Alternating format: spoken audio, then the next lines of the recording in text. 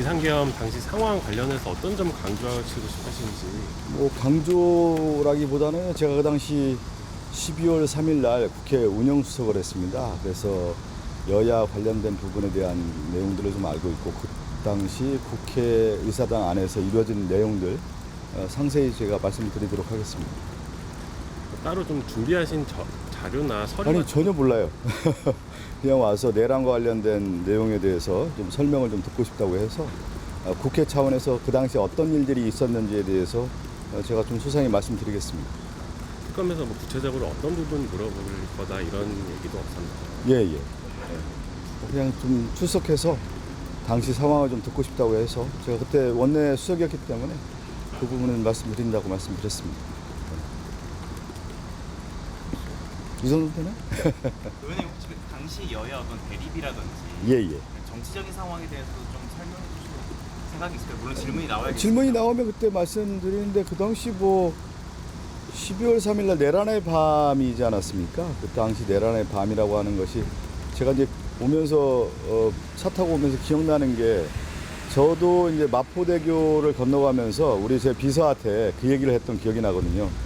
다시 마포대교를 못 건너올 수도 있는 그런 상황이다, 이런 엄중한 상황이기 때문에 그런 마음을 먹었고, 그 다음에 그 이후에 이제 담 넘어서 들어갔고, 그리고 이제 그 당시 군대가 이제 들어오는 상황이었고, 아주 그 긴장감이 감돌고, 모든 의원들이 그 당시에는 위태로운, 국가도 위태롭고 개인의 생명도 위태로운 그런 상황이었습니다.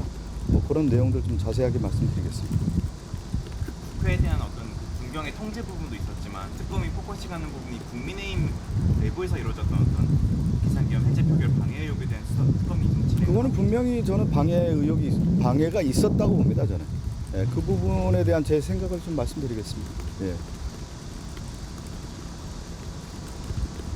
그리고 뭐 들어가기 전에 한 말씀 드리면, 이번 이제 내란과 관련된 이제 이것을 총체적으로 좀 볼 필요가 있다고 봐요. 이제 대한민국의 헌정 질서가 무너지고, 특히 대통령이 이제 내란을 한 주범 아닙니까? 그리고 대통령실, 그리고 국가 권력기관이 총동원된 내란입니다. 군과 경찰, 그리고 정부의 요원들, 정부 인사들이죠. 그리고 더 나아가서는 이 비상계엄 해제에 대해서 방해한 세력이 누구냐. 그것을 봤을 때 이제 국민의힘이라고 볼 수가 있는 건데, 민주주의가 왜 무너지느냐. 지금 그 우리나라가 이제 민주주의 국가로서 상당히 선도적인 모델이었는데, 요즘 이제 민주주의가 무너지는 가장 근본적인 내용들을 보면은, 선출된 권력이 선출된 국민의 민의를 대변하지 않고 그 권력을 행사하는데 민주주의를 무너뜨리는 그런 모습들로서 민주주의가 이제 무너지는 그런 모습들이 나타나게 되는 건데, 그게 바로 이제 내란에 있어서 선출된 권력이라고 하는 국회의원들이 내란을 동조하고, 특히 이제 비상계엄을 해제하는 데 있어서 방해했다라고 하는 것은 매우 중대한 민주주의에서의 위기 시그널인 겁니다.